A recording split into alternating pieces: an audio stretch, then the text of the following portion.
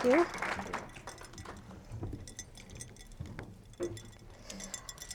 All right, I don't have enough hands.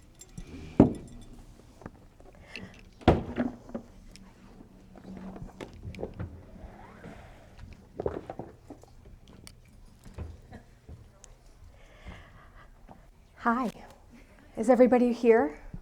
Are you really here? You still at lunch? You still with a vendor? All right.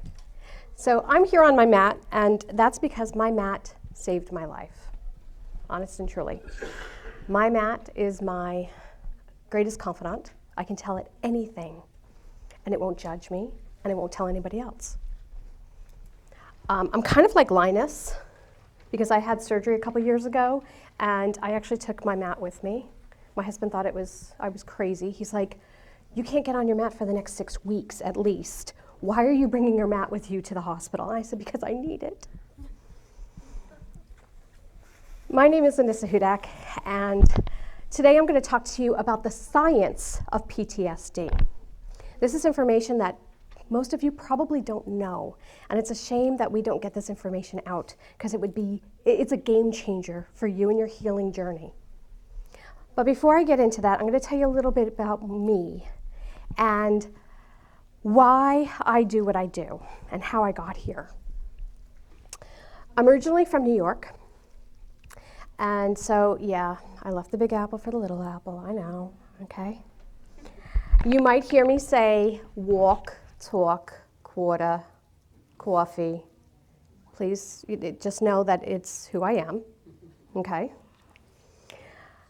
And I actually talk really, really fast. So if I'm going too fast, please tell me, because I don't want you to miss this, okay?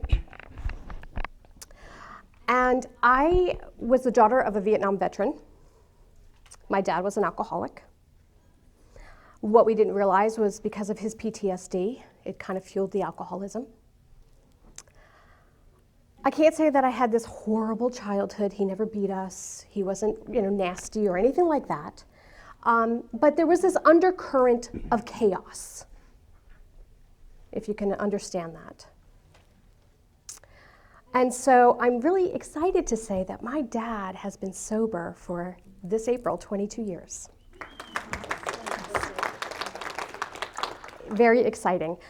But he also dealt with being a dry drunk, which means that he was just a grouch, really. He had the same kind of characteristics of a drunk, but he wasn't actually drinking.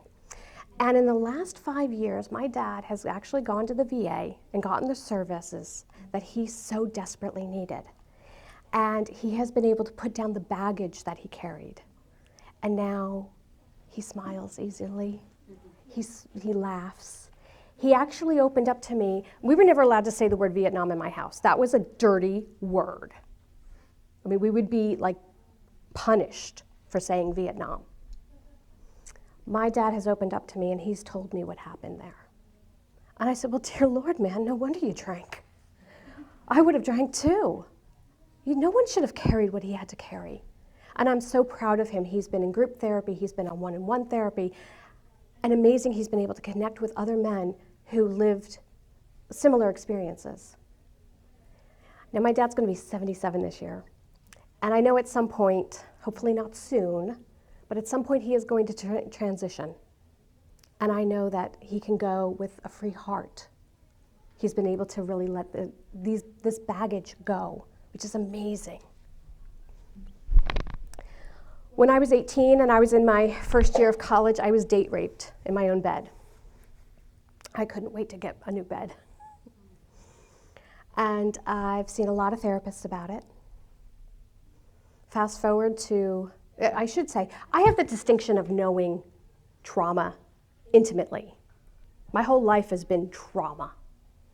It sounds like a Lifetime movie, except I haven't lost my job or my dog. Are you guys awake? Nobody's laughing at my jokes. My gosh. So I was date raped at 18. Fast forward to my very first birthing experience. Got married, everything was okay, working through what I had to deal with. But then I was about to have my first baby, and I had a very traumatic birth experience. And if you can imagine, I had pushed my baby half out of me, and he got stuck. And for 4 hours, I continued to push. At which point they finally decided, she's had enough. Male doctor, by the way. At which point they did an emergency C-section, and they had to pull him back through me. I had to do double recovery. My body was broken, literally broken. These nurses, they actually kept me in the hospital more time than they usually do. And the nurses would come and they would throw me over their shoulders to carry me to the bathroom because I couldn't walk. I couldn't drive for 2 months afterwards. I was literally physically broken. And unfortunately, what that did was created a postpartum depression that lasted about a year, and I was suicidal. My mother would call me and she'd say, "What's the baby doing today?" And I said, "I don't care. You like him so much, you come get him." I forced myself to nurse because I knew it would be the only way I could hold my baby. It would force me to hold my own baby. And there were nights, it was the 2 a.m. feeding. I would sit there and say, "Now God, my baby is beautiful and I love him. And I want him to wake up for the next feeding, but I don't want to wake up. Whatever you could do so I don't have to wake up." It took me a year. There are now pictures that I will find from during that year that I will say to my husband, "What were we doing when this was taken?" Because I don't remember a whole year of my life. How sad. So now on to my second birth. This one's going to be better. This is going to be better. And then gestational diabetes kicked in, which means that you actually have to watch everything you put into your mouth. It really stinks because you're hungry. You're growing a baby. I lost my son's twin in utero. When I tell you it's emotional purgatory, because you're still pregnant and you should be happy, and yet you've lost a baby and you want to be sad and you want to grieve. How do you even imagine those type of emotions? And finally, one of my friends said to me, "Anissa, you will always have your new baby boy for the rest of his life, your life. You can take time and you can mourn the one you lost. You take all the time you need." And our son was quite precocious. And one day, my husband looked at me and he said, "You know, there could have been 2 of them." And we found him on the dining room table about to launch himself onto the chandelier. And I looked at my husband and I said, "You know, I think I've just found peace. I think I just found peace." We actually joke now that our son Owen was kicked out of the womb by our son Connor because he's so ornery. Now that doesn't mean that, on like his 10th birthday, it was kind of hard. There are milestones, and I look and I say, there should have been 2 of them. It's hard. It's incredibly trauma-producing. And then 4 years ago, I was raped again. I don't talk much about it. I'm still in therapy over it. When I'm ready, I'll talk about it, and that's okay. I have a great therapist. I'm all about therapy. I love talk therapy. I'm on meds. Better living through chemistry. It's all good. My family actually has a history of mental illness, and so I know that I need a particular drug in my system. Okay. So first thing and foremost, I'd love for you to know, there is no shame. If you need to take a medication, there's no shame in that. You need to go to therapy, there's no shame in that. You need to do what you need to do for you. One of my friends gave me this mantra, and I love it. You do you. And I live by that. But how did I get here? And what does my mat have to do with this? So I loved yoga. And I didn't want to go to classes because I didn't want to be on anybody else's schedule. I'm kind of like that. But I knew that yoga, there's do's and there's don'ts. And I wanted to keep myself safe. So I thought, well, I'm going to go take a teacher training class so I can do it for myself. That way I'll keep myself safe. but I can still do my yoga on my own time. Well, I got through the first class and I realized for me, yoga was a gift. And it wasn't me teaching it, it was sharing it. I had no expectations of teaching outside of my own need. And within a month of finishing the class, I had 2 job offers. And I said, oh, I think the universe is trying to tell me something. So I dove in, created a business, dove in, started doing these classes. And I said, I've only had 1 class. I think I know enough to be dangerous. Maybe I should go take some more classes. So I got the bug, and I started doing that. I met incredible people. I had incredible experiences. And the company that I was going through is called YogaFit. Incredible company if you're interested in taking yoga teacher training classes. The education is amazing. And they run a program called Warriors, and it's for PTSD, for active duty and veterans. And I thought to myself, I live in the belly of the beast. We have Fort Riley right here. We've got men and women deploying nonstop. My husband was active duty at the time. He retired at 23 and a half years. And so we have lots of friends. I mean, this would be perfect for me to take, right? And I'm halfway through the first day and I said, oh crap. The first person I gotta work on is right here. Yeah. I realized that PTSD had really crawled into the nooks and crannies of my life. And it was really holding me back from living the way I wanted to live. And I didn't want to live that way anymore. And so I dove in. And before I knew it, I became a 500-hour registered yoga teacher. So they say that 200 is your bachelor's, 500 is kind of your master's. And then at that point, I applied and became a certified yoga therapist. And that's kind of like your doctorate. And all I do is trauma. I guess you do what you know, right? What's exciting for me is when somebody is on the mat opposite me, and I see them walk in and I can see the cloud above them. Sometimes it's just a gray cloud, sometimes it's a swirling cloud, whatever they got going on. And they get on the mat, and after an hour, they step off, and the cloud is gone. That is better than any money that you can have. That's amazing. And to know that I played this much of a part, because I really don't do much. It's all you guys. I don't really do much. So are you guys ready to get all science and nerdy on me? Are you ready? Yeah. Okay. So now you know how I got here, right? You know my terrible background, right? It's not that bad. So let's talk about what happens in your body with PTSD.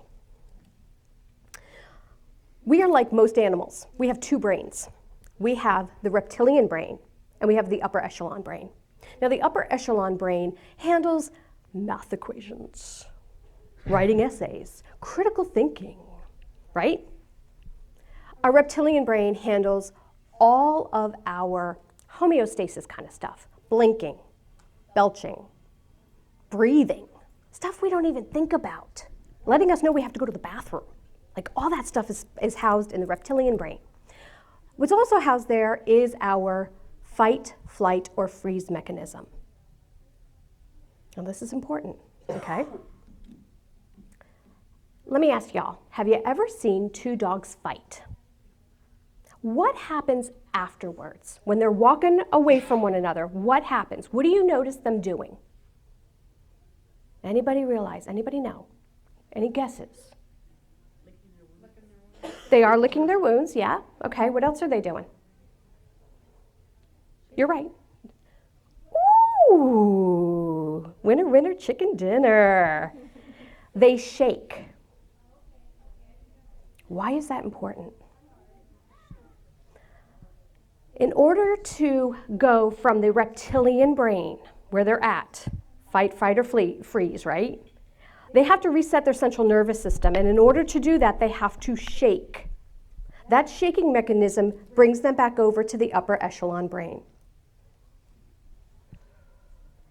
Guess what? Same thing happens for us. Now, what do we do when we see someone shaking? You know, you come upon a car accident scene and you see, you know, people from the car and they're coming out and they're shaking. What do we do? What do we want to do? We want to hold them. You're absolutely right, ma'am. We can't stand to see someone else shake. Or they get strapped to a board. Right? EMTs, they strap you down to a board so you don't hurt yourself, right? Now that's not a bad thing because they're trying to keep you safe. But that shaking mechanism is what you need to do. That's how you get back to the upper echelon brain. Something that simple, that monumental. But what happens if you don't? You stay there. Welcome PTSD.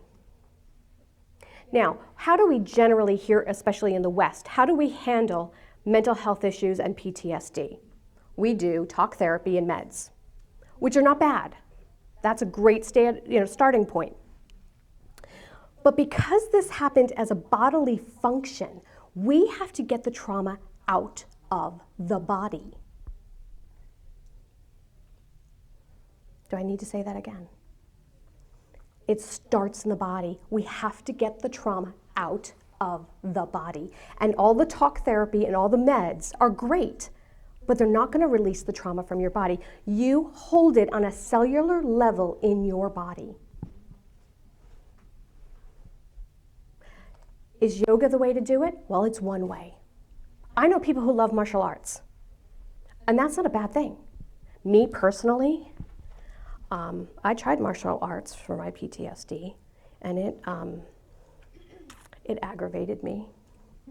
It irritated me. And I have a very good friend of mine. She's actually a world champion, Tang Soo Do. She's amazing.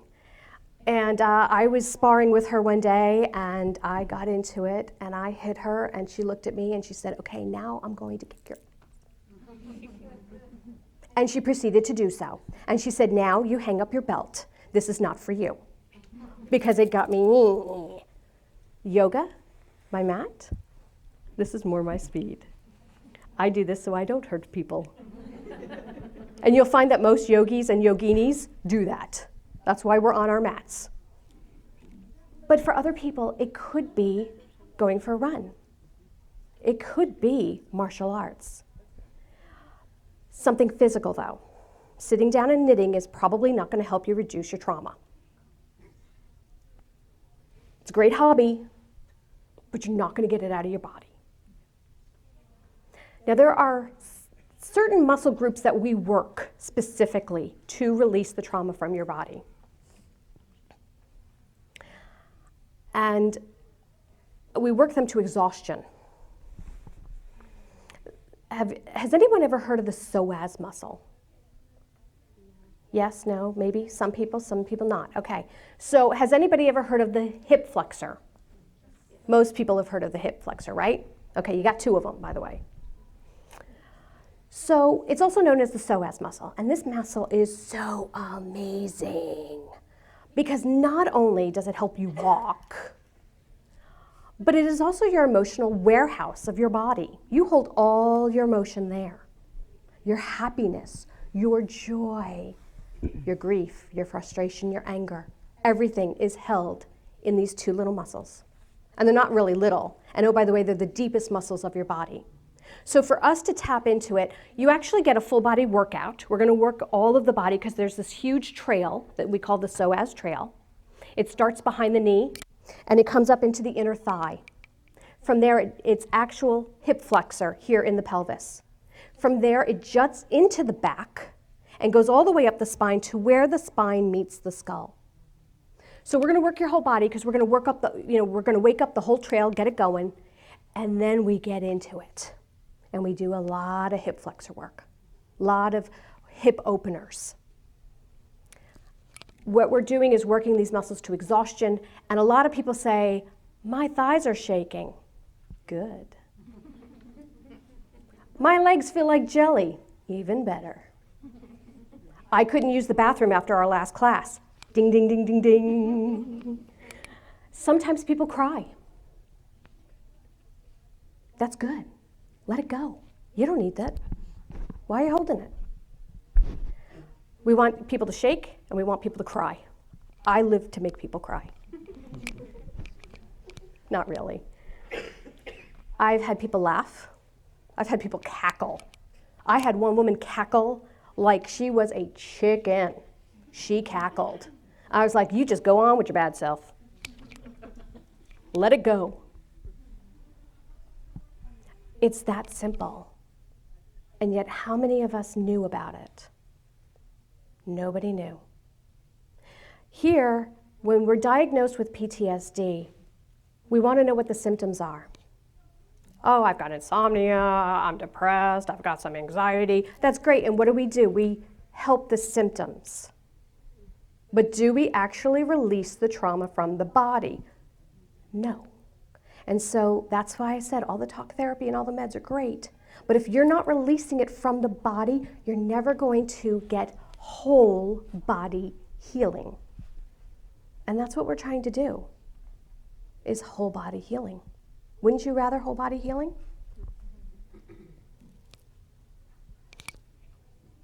That's what it's about. It's that simple and yet that complex. Now, there is a scientific way that we go about, hey, come on in. Hi, guys. It's Joe and Kathy. I happen to know them, by the way. Come on in, sit down. I've totally embarrassed them. I will pay for that. I will pay for that.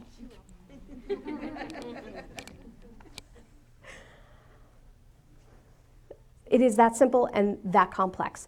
There is a scientific way that we go about doing it. What is the difference between yoga therapy and your regular fitness-based yoga studio down the corner? Does anybody know? Anybody? What, you're right, one is therapy. Thank you, Captain Obvious. So if we look at yoga as a big pie, okay? We have fitness-based yoga on one side, right?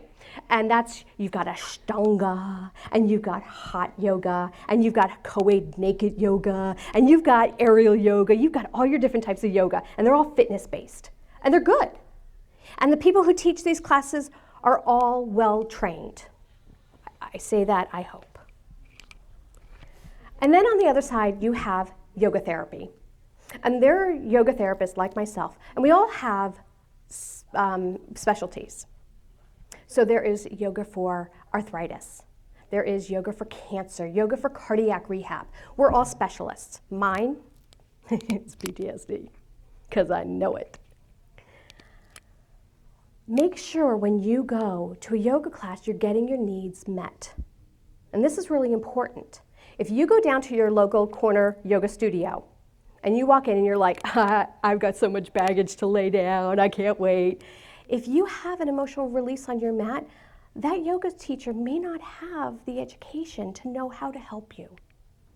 She might even, or he, might even kick you out of their class because you're disturbing the other students. So you really need to make sure, let's think of, if you needed to get braces put on, you're not going to go to a dentist. You're going to go to an orthodontist, right?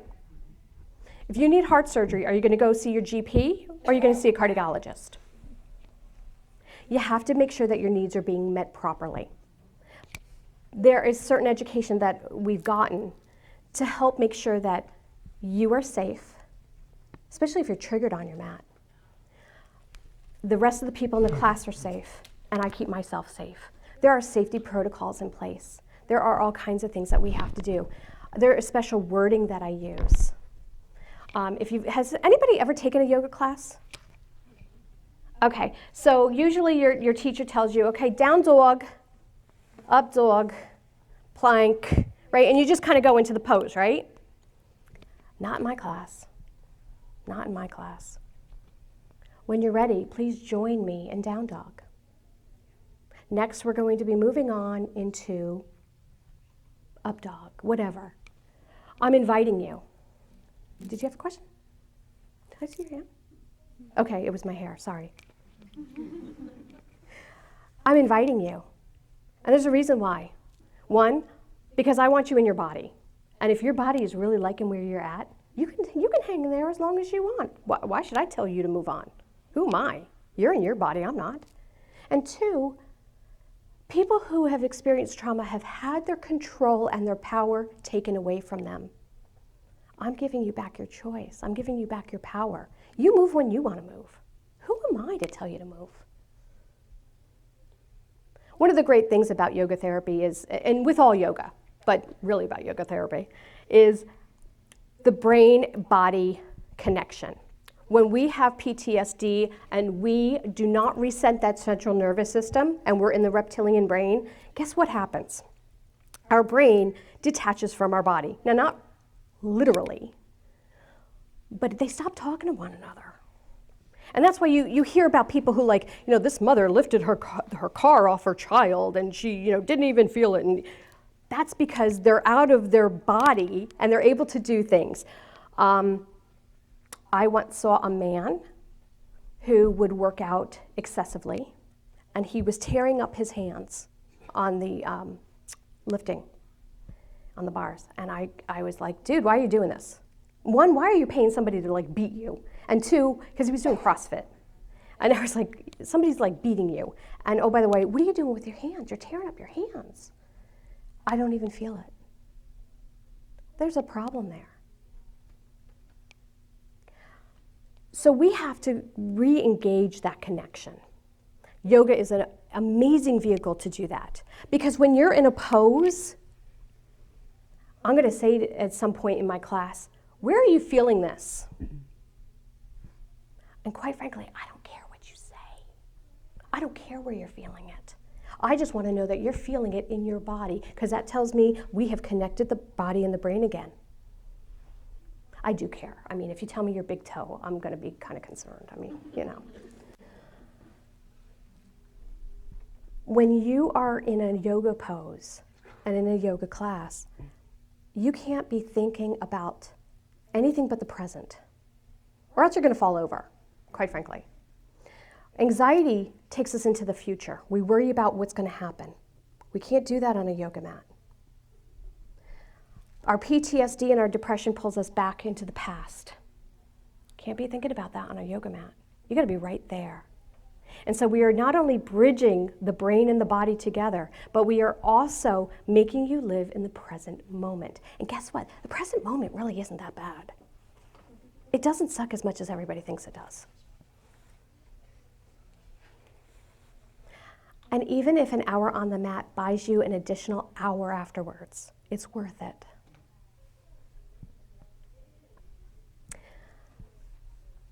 So you're all sitting here, and I'm wondering, does anybody have any questions? Nobody? Did I really explain it that well? Come on. What's up, dog?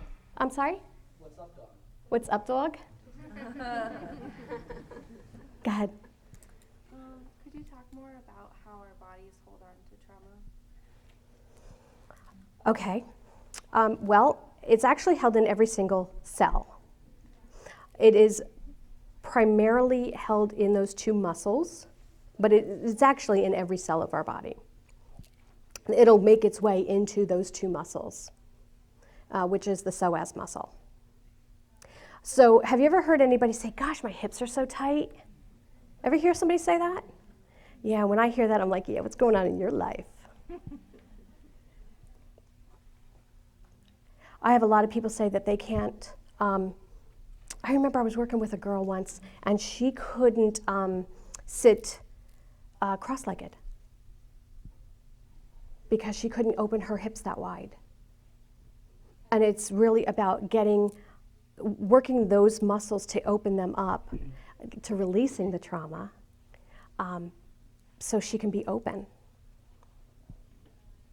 What else would you like to know? Does that explain it? I think what's the connection between why and how does our body hold on to it? Because that's how nature designed us. I mean, honestly, that's how nature designed us. That is the mechanism that was designed for us. And we're not supposed to live in fight, flight, freeze. We're not supposed to be living in the reptilian brain. We're supposed to be in the upper echelon brain. Fight, flight, or freeze is a momentary thing. We're not supposed to live there. And that's when PTSD occurs, is when we're living there. But that is truly, nature designed us that way. And from caveman, I mean, this is how fascinating. It's from caveman time. Why our brains think always so negatively? Anybody feel like they always think really negatively? Anybody? You can blame the cavemen for that. Because we had to be afraid. We didn't know if there was going to be a tiger hanging out of our cave entrance, right? We didn't know if the berries we were eating was going to kill us or not. We didn't know. And so in order to keep us safe, we thought negatively. Honestly, it's from cavemen. You can thank them. But it's all nature. So your body is working the way it should. That's the amazing thing about it. Your body is doing exactly what it should be doing. And everybody says, oh, PTSD, it's horrible. Why? Your body's doing what it should be doing. You just got a glitch in the system. We just got to reset the button. That's all we got to do. A lot of your symptoms will subside. I'm not saying they're going to go away. I'm not saying they're going to go away, but they will subside if we reset the button. Any other questions? Does that answer you?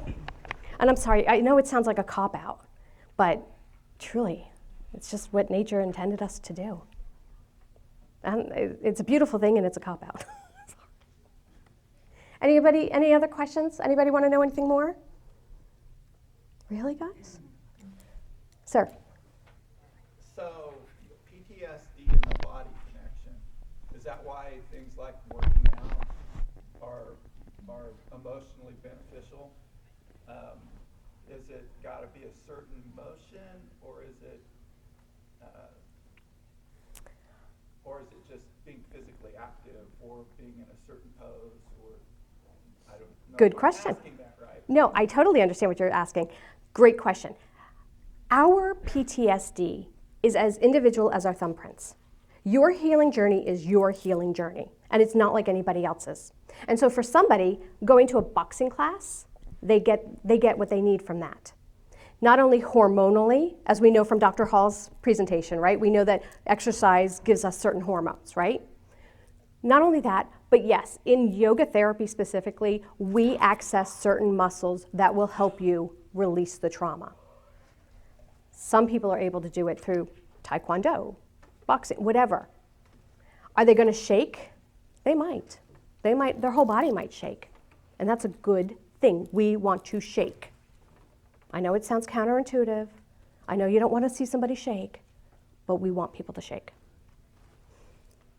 Amanda.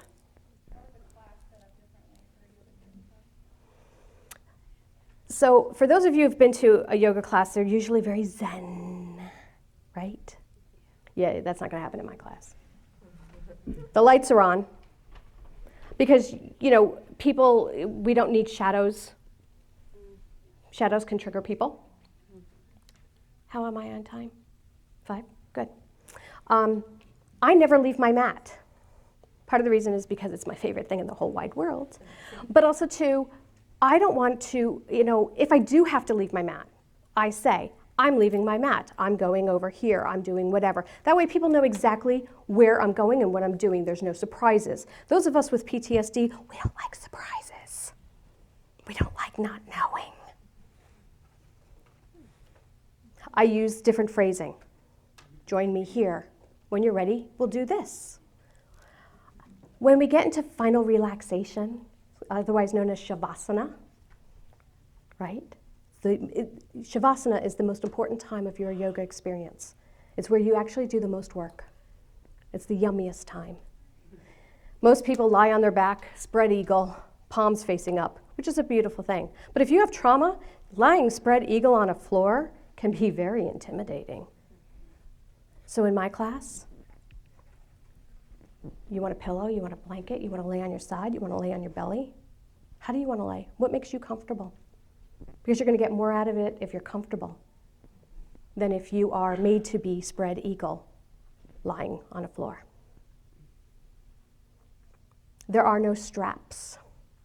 There are no straps in my yoga class. Rule number 1, there are no straps. For those of you who don't know, sometimes we use yoga straps to help us get into a pose or get deeper into a pose. And it's a regular strap.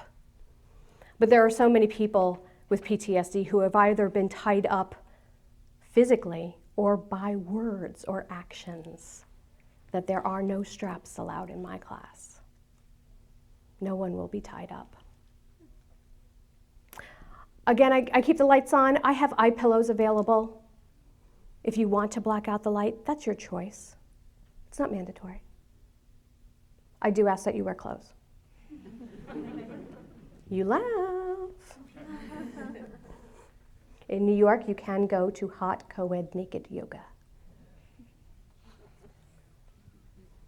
That, I think, would be traumatizing, personally. You know, wine yoga, yes. Beer yoga, cursing yoga, laughing yoga. Goat. I have a girlfriend, she teaches with goats. She loves it. Bunny yoga. Yes. Bunny yoga. I had a girlfriend do that last Easter. Yep. Question, ma'am. Do you ever have clients or patients that come through that have chronic pain and trying to bleed out? Is that going to be beneficial for me? So in terms of dealing with chronic pain, how do you convince people to do, for especially PTSD, the therapy of yoga? What we know about yoga is that through the movement of yoga, you are moving a lot of fluid, especially in joints. Will it help over time for chronic pain? Yes. Do we have to get the person to commit to a certain amount of time, whatever that time might be for their individual cause? That's the hard part. It's the brain. Getting them to commit to the time to work it. And it's not going to be a 1 week, once a week kind of a thing. We're talking if somebody's in chronic pain 3 times a week plus for an hour, for months, till we can get them to a point where it's not so painful. But yes, I have dealt with that. Somebody else had a question around here? I don't want to say I don't have PTSD, but for somebody who doesn't, is it still beneficial, or should they just go to a regular yoga class? Do you have stress? You're my friend. You're still carrying stress, anger, pissed off, stupid people. I mean, come on, we all do.